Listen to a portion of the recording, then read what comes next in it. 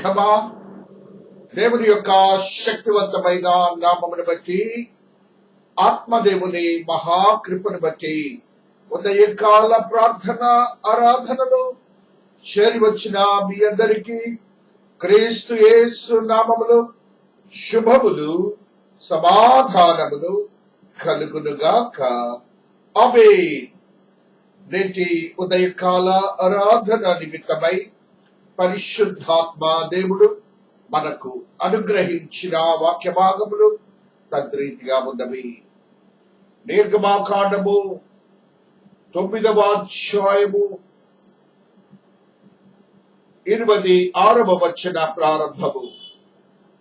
అయితే ఇశ్రాయేలీయులున్న గోషేను దేశంలో మాత్రము వడగండ్లు పడలేదు.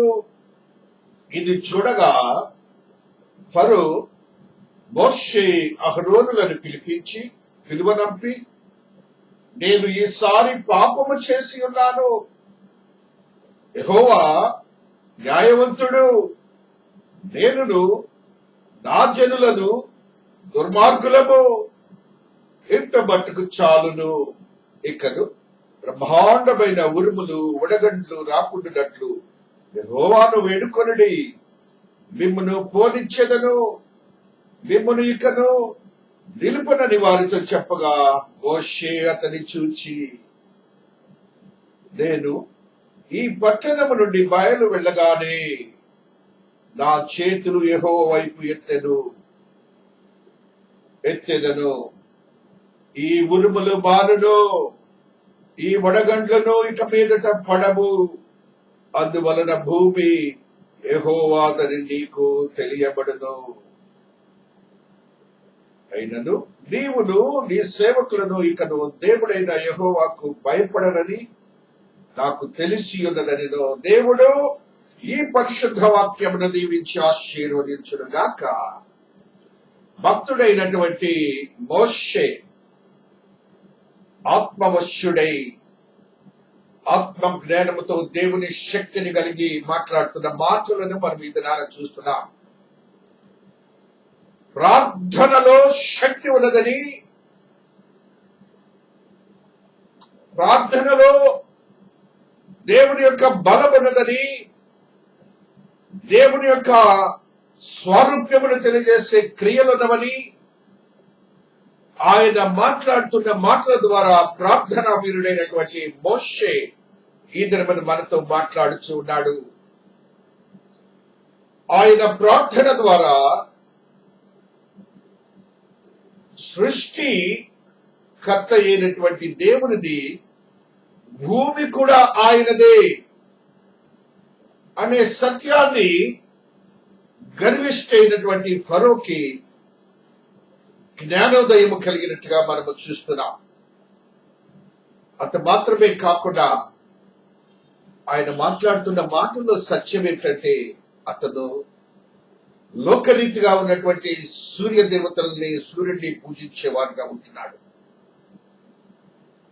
ఆయన యొక్క దేవత యొక్క విగ్రహము మనందరికీ తెలుసు, సర్పము ఆకారంలో శిరస్సుపై ఉంటుంది. ఆయన అంటున్న మాటని మనము చూసినప్పుడు, ఇది చూడగా ఫరో మోషే అహరోనులను పిలువనంపి, నేను ఈసారి పాపము చేసి ఉన్నాను, యెహోవా న్యాయవంతుడు, నేనును నా జనులను దుర్మార్గులము. విశ్వాసులైన మనము గమనించవలసినది, ఏ వ్యక్తి అయితే దేవుని ఎడల భయభక్తులు లేకుండా తమ యొక్క ఆధిపత్యాన్ని విశ్వాసులపై కానీ ఈ సృష్టిపై కానీ చూపిస్తారో, వారికి జ్ఞానోదయము కలగటానికి మోషే ప్రార్థన ఇక్కడ ఒక శక్తివంతమైన ప్రార్థనగా మారిపోయింది. ఒక అన్యుడిగా చెప్పబడుతున్నటువంటి మోషేకు దేవుడు నిజమైన దేవుడని ఆయన తెలియజేసిన మాటను మనం చూస్తున్నాం. ఆయన అద్భుతమైనటువంటి మాటను మనకు తెలియజేసినట్టుగా మనము చూస్తూ వస్తున్నాం.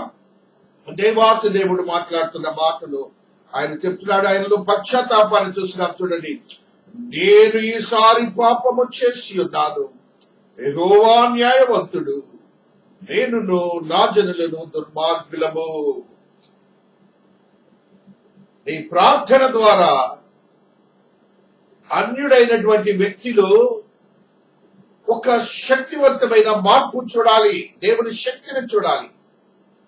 వారికి దేవుని భయం ఉంటుంది. అయితే సృష్టికర్త యొక్క భయం కావాలి.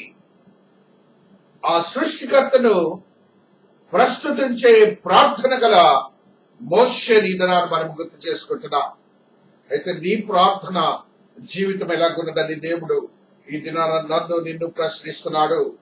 ఆ రీతిగా నీ యొక్క సాత్వికత్వాన్ని, భూమి మీద నా ఇంతటి వాడు లేడని దేవుడు మాట్లాడిన సాక్ష్యాన్ని గుర్తించుకోవాలి.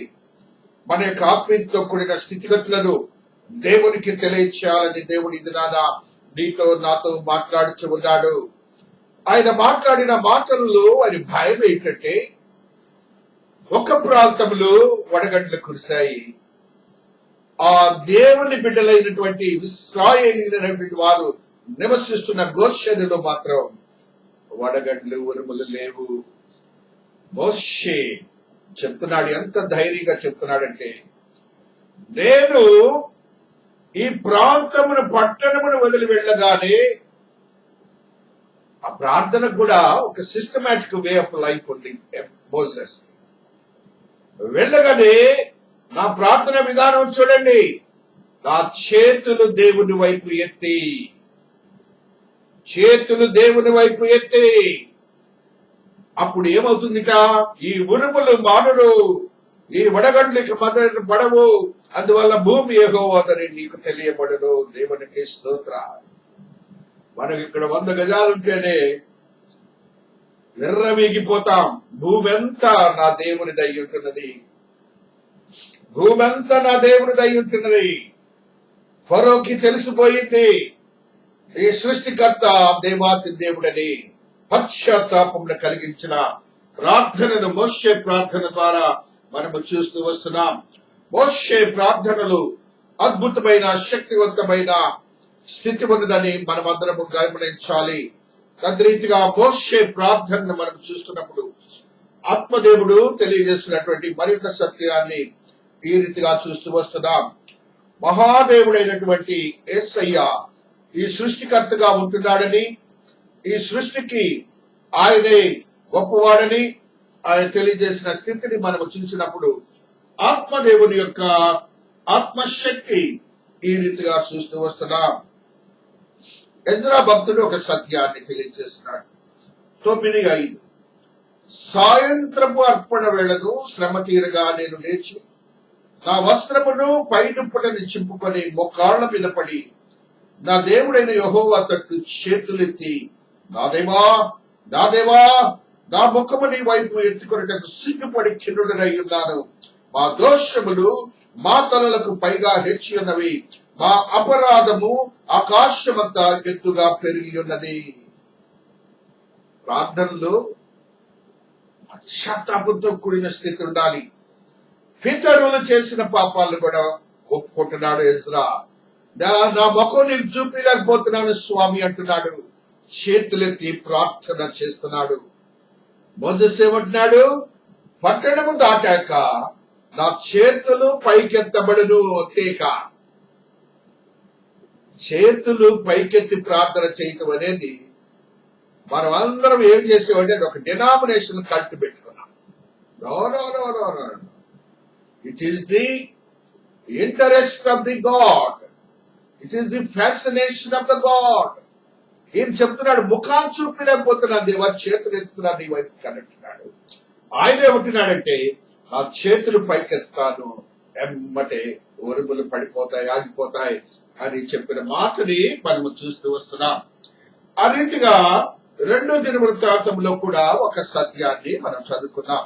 2 దినవృత్తాంతములు 6:13లో కూడా ఒక సత్యాన్ని చూస్తూ వస్తున్నాం.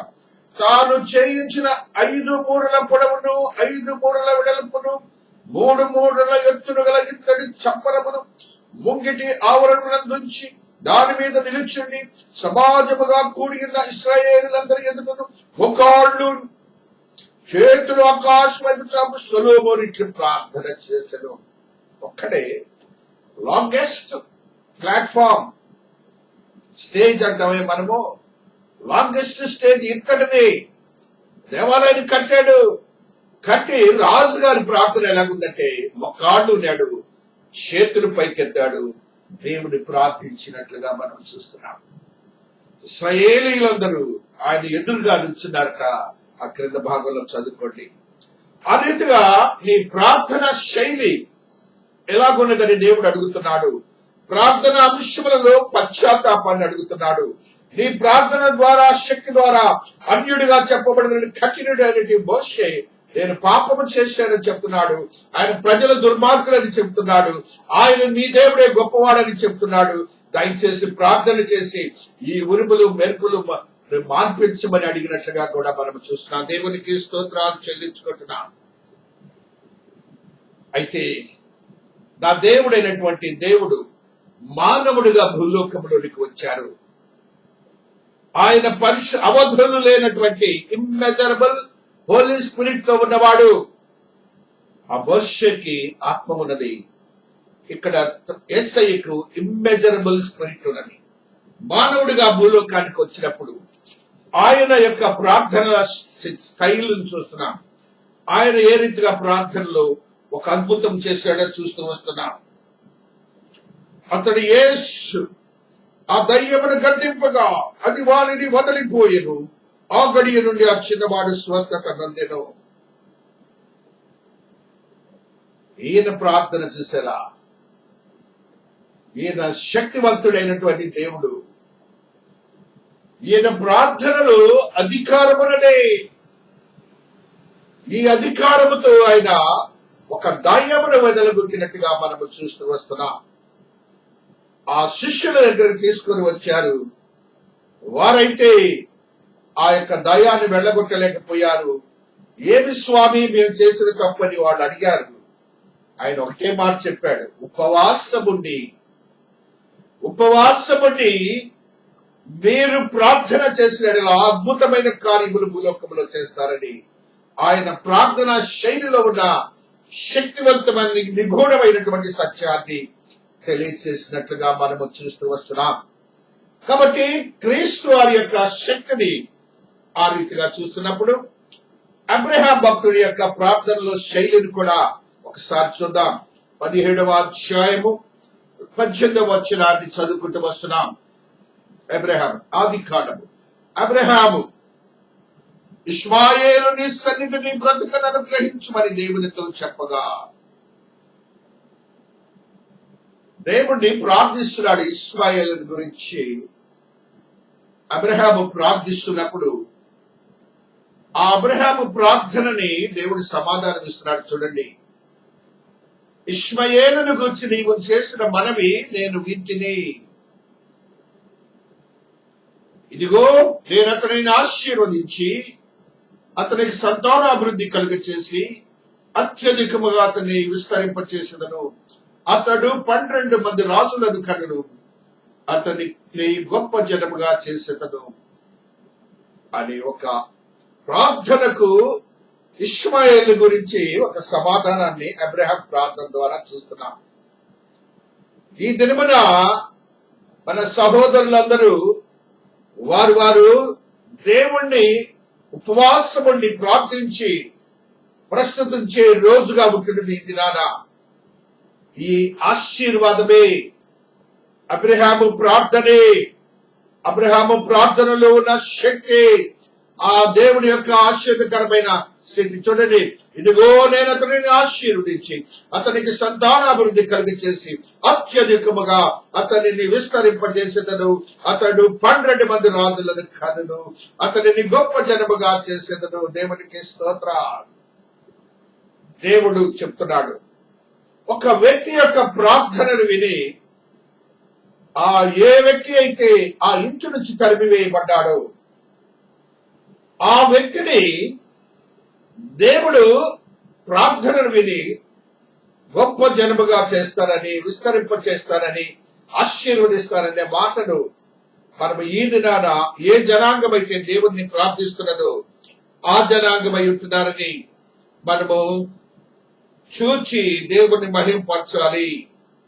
ఆ రీతిగా దేవుని యొక్క ఆత్మీయతలో బలపరచబడినటువంటి అబ్రహాము ప్రార్థనని మనము చూసినప్పుడు దేవుని యొక్క శక్తి ప్రార్థనలో ఎంత ఉన్నదని మనము గ్రహించబద్దులమవుతున్నాం.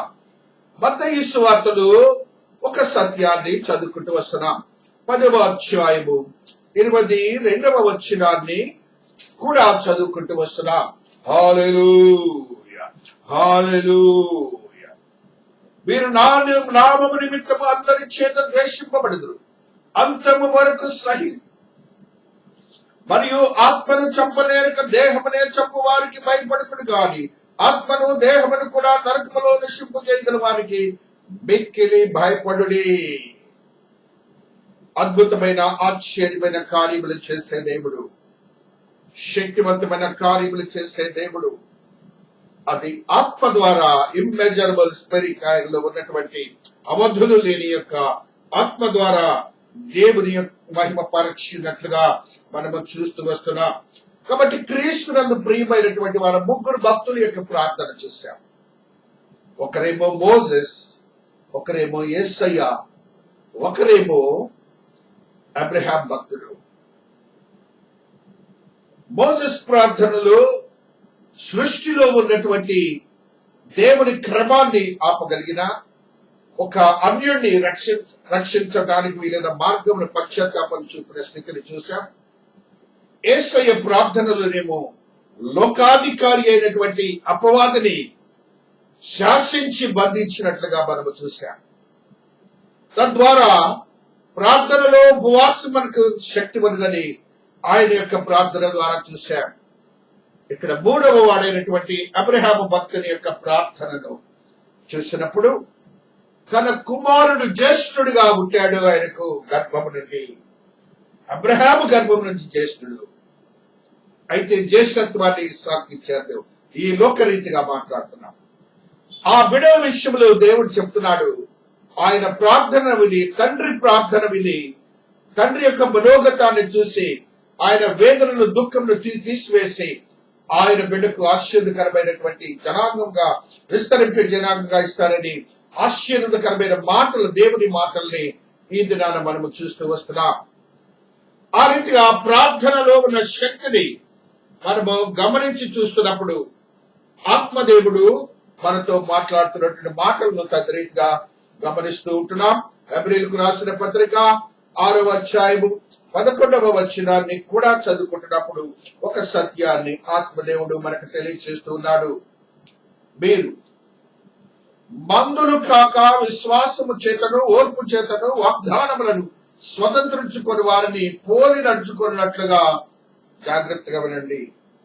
ఎవరైతే వాగ్దానములను పొందారో వారి వాగ్దానాలను పోలి నడుచుకున్నట్లుగా మనము వారిని చూసుకోవాలి. ముందు మన పితరులని మీలో ప్రతి వాడును మీ నిరీక్షణ పరిపూర్ణమగు నిమిత్తము మీరు ఇది వరకు కనపరిచిన ఆసక్తిని తుది వరకు కనపరచవలని ఆపేక్షించుచున్నాను.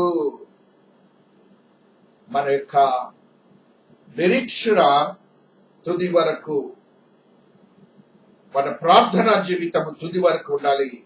మనకు దేవుడు అద్భుతమైన యాజకత్వాన్ని, ప్రార్థనా శక్తిని మనకు కూడా ఇచ్చారు.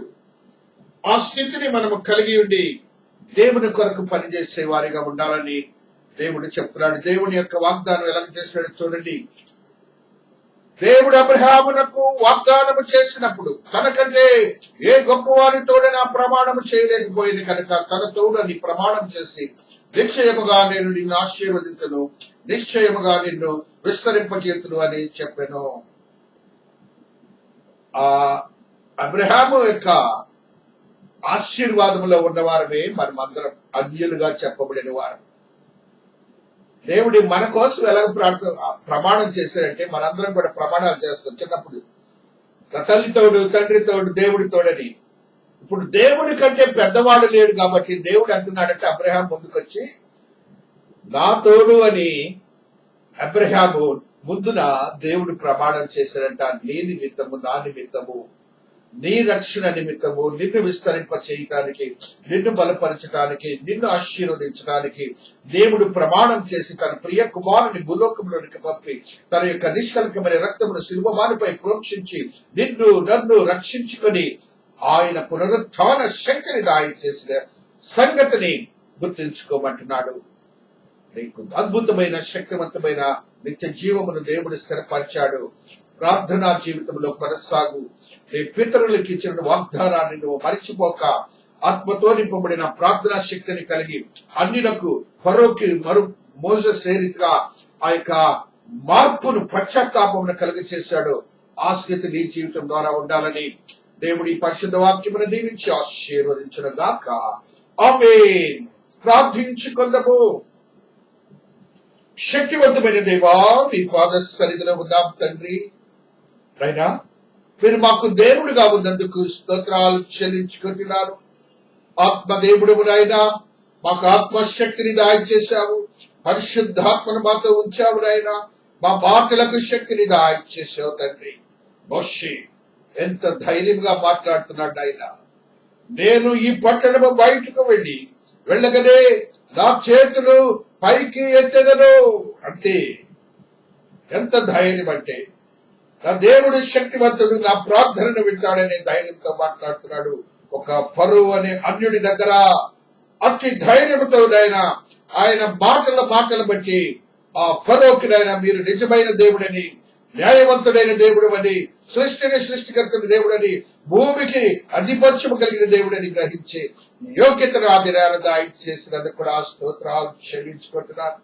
అవధులు లేనటువంటి పరిశుద్ధాత్మను కలిగినటువంటి యేసుక్రీస్తు ప్రభులు వారు మానవుడుగా ఆయన యొక్క స్థితి స్థాయిలు ఏంటంటే అపవాదిని గతించాడు. ఉపవాసముండి ప్రార్థన చేయమన్నాడు.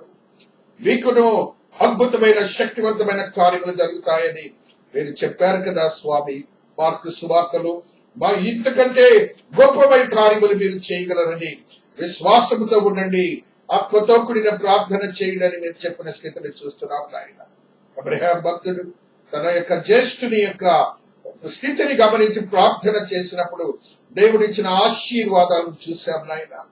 నీ హృదయంలో వేదన ఉంటే ప్రార్థన చేస్తే దేవుడు అది ఖచ్చితంగా నీకు ఆశీర్వదకరంగా మార్చుతాడని మాకు ధైర్యాన్ని ఇచ్చినందుకు స్తోత్రాలు చెల్లించుకుంటున్నాం. తద్రీతిగా ప్రార్థన అనుభవాన్ని మాకు అనుగ్రహించినందుకు కృతజ్ఞతాభివందనాలు చెల్లించుకుంటున్నాను.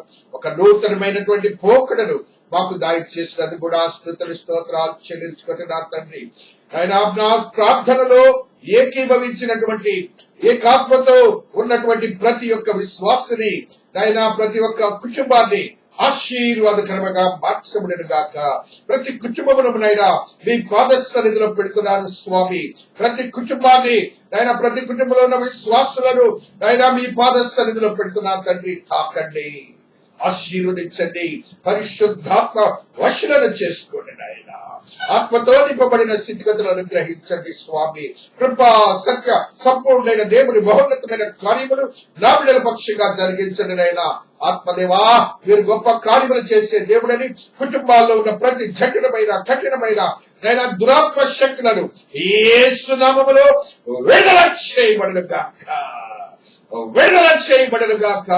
కృపా సత్య సంపూర్ణమైన దేవుని మహోన్నతమైన కార్యములు నా బిడ్డల పక్షంగా జరిగించబడనుగాక. వేదన లేని జీవితములు దాయిచేయన, ఆందోళన లేని జీవితములు దాయిచేయన. భూమి నీది స్వామి. అట్టి భూమిని మీరు ఆధిపత్యం కలిగి ఉన్నామని మేము తెలుసుకుని ఉన్నాం. తద్రీతిగా తండ్రి, నా బిడ్డల కుటుంబాల్లో ప్రతి బలహీన పరిస్థితుల నుంచి విడుదల చేసి మీరే మహిమ పరచబడుతున్నందుకు స్తోత్రాలు చెల్లించుకుంటున్నాను. నాయనా, గొప్ప దేవుడు బిడ్డల విషయంలో సహాయం చేయండి నాయన. తల్లిదండ్రులకు, బిడ్డలకు, భార్యకును భర్తకును శాంతిని సమాధానాన్ని దాయిచేయడం, కృపలో భద్రపరచండి నాయన. ఆత్మకార్యములే జరిగించండి నాయన. సంతోషకరమైన జన్మలు ప్రకటించండి స్వామి. ఏకాత్మను కలిగే యోగ్యత కుటుంబం నుంచి మొదలు పెట్టండి. సంఘములో కూడా అదే స్థితిని దాయిచేయండి నాయన. బిడ్డలకు మీ యందు ప్రేమాభిమానములు కలిగే ప్రార్థనా జీవితాన్ని, కుటుంబ జీవితాన్ని అనుగ్రహించినందుకు కూడా స్తోత్రాలు చెల్లించుకుంటున్నా. కుటుంబ ప్రార్థనలో బలోపేతమయ్యే ఆత్మను దాయిచేయండి నాయన. అదే రీతిగా యవనస్తులకు మీరు ఇచ్చిన జ్ఞానం, వివేకమును బట్టి స్తోత్రాలు. చదువును బట్టి, ఉద్యోగమును బట్టి, వివాహాలను బట్టి, గర్భములను బట్టి అపవాదిని తరిమి వేసినందుకు కూడా స్తోత్రాలు చెల్లించుకోండి. వారు చదివిన చదువుకు తగిన ఉద్యోగమును అనుగ్రహించబడిన గాక. వారికి యోచించిన వధువు వరులను అయినా సకాలములు అనుగ్రహించి వివాహములు జరిగించబడిన గాక. అదే రీతిగా వివాహముల కొరకు ఎదురు చూసిన బిడ్డలకు వివాహములు జరిగించి మీ కృపలో భద్రపరచబడిన గాక. అనేక సంవత్సరములుగా గర్భములు తెరవబడిన బిడ్డలు ఉన్నారు స్వామి. తల్లిదండ్రులు వేదనతో ఉన్నారు, బిడ్డలు వేదనతో ఉన్నారు.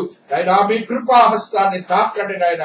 మేము నాయన మీ పాద సన్నిధిలో చేతులెత్తి ప్రార్థన చేసి అడిగినప్పుడు మీరు అనుగ్రహిస్తారన్నారు.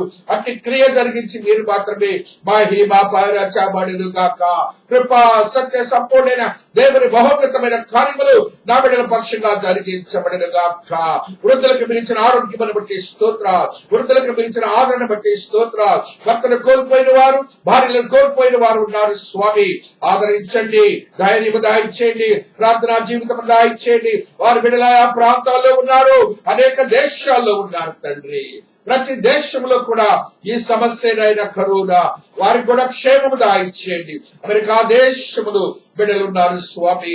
ఆస్ట్రేలియా, ఇంగ్లాండ్, అదే రీతిగా నాయన గల్ఫ్ కంట్రీస్ లో, కువైట్, మాస్కట్, ఆ ఏషియన్ కంట్రీస్, ఆఫ్రికన్ కంట్రీస్, అయినా యూరోపియన్ కంట్రీస్ లో ఉన్న బిడ్డలందరినీ ఆశీర్వదించండి. ఆత్మ కార్యములు జరిగించండి. నూతనమైన అనుభవాలతో నింపండి నాయన. బిడ్డలందరూ చేస్తున్న పనులను ఆశీర్వదకరంగా మార్చండి. ఉద్యోగములు చేయించున్నారు, ఆశీర్వదించండి. అధికారులతో మీరు మాట్లాడండి స్వామి. అదే రీతిగా చేతి పనులు చేయించున్నారు, ఆశీర్వదించండి.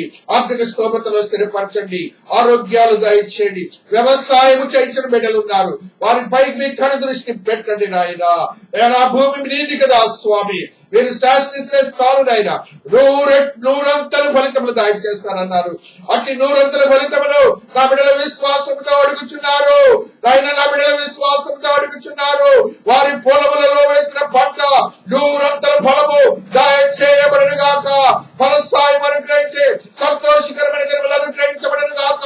వారి విశ్వాసము స్థిరపరిచి కృపలో భద్రపరిచి నా దేవుడు గొప్పవాడని ఒక సాక్ష్యము ప్రక్క వారి ద్వారా అనుగ్రహించబడిన గాక. మీరు ఇచ్చినందుకు స్తోత్రం, మీరు ఇచ్చినందుకు స్తోత్రం.